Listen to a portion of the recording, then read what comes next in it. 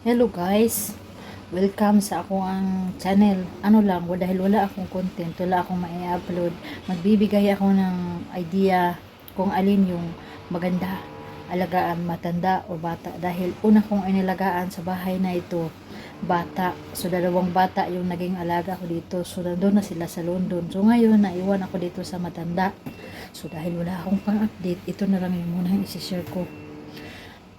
Para sa akin, yung mga magustong magtrabaho ng may edad, ng bali matanda, alamin nyo kung ilang kilo o gaano kataas. Kasi pag sobrang laki, gaya nito sa akin, sobrang laking tao niya, ang tangkad, tapos maliit kayo, katulad ko, nako, sigurado, ang hirap. Kung wala siguro kayong mabigat na rason o wala kayong, ano ba, na hindi nyo matatapos yung kontrata ninyo kasi iba yung matanda alagaan. Na-share ko lang ha. Kasi pag matanda, ano siya, pag natutulog sa gabi, oras-oras, swerte yung isang oras na hindi siya nagigising. Panay, umiiyak, tatawa, nagtasalita na mag-iisa, magigising ka sa kanyang ingay at saka sa hilik. So, hindi naman lahat iba-iba. Hindi ko inila lahat iba-iba, pero maganda yung, mas malaki yung kita pag matanda. Kasi pag matanda kasi mabigat. At saka mas iba yung ano niya, babayad. Pero mas maganda yung bata. Alam nyo, kahit yung bata, pag may sakit, pag ano ka talaga kayo, yung bang nakapokus kayo sa kanya, mas okay pa rin, kahit makulit, at mapasaway. Hindi din naman lahat ng matanda pasaway o bata pasaway, pero yung bata kasi, madali lang siyang alagaan, hindi kagaya ng matanda. Nako, mahirap.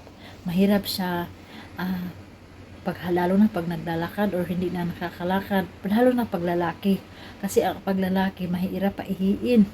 Hindi kagaya ng babae. Hindi naman siya lahat. May galon naman na, kung yung galon ba tawag doon, ay, basta may parang medyo buti na malaki na ipapasok lang yung kanyang alho at saka doon lalabas yung kanyang ihi.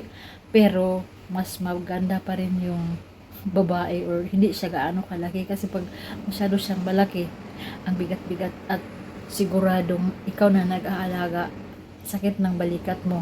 Kaya saludo ako sa mga nag-aalaga ng mga matatanda dito. Hindi biro mag-alaga ng matanda, grabe. Kung wala kang determinasyon or wala kang ano talaga, iwan ko lang, ang hirap tapusin. Sa akin naman, patapos na ako dito.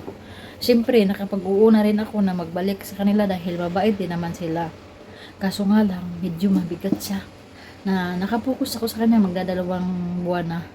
Ang dami niyang mga masasakit na nararamdaman ko sa aking katawan, lalo na dito sa may gilid, saka buhat ko sa kanya ba, yung bang sobrang bigat niya, tapos siguro ang liit ko, sumubra yung or nanibago yung aking katawan.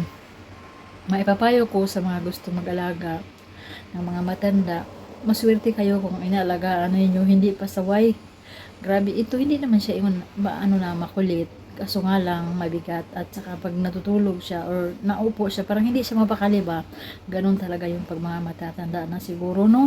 Yung bang anuhan mo na lang yung pasensya nyo para sa magandang kinabukasan ng ating pamilya sa Pilipinas. Doble yung pasensya na ibibigay natin sa kanila para matapos natin yung ating kontrata. Yun lang yung aking upload ngayon kasi wala na akong ginawang video, so ayokong mawala yung aking pinaghirapan na YouTube. O hanggang sa muli na pagpapakita ng inyong lingkod. Magandang araw at saka God bless. Parang iba yung mata ko dito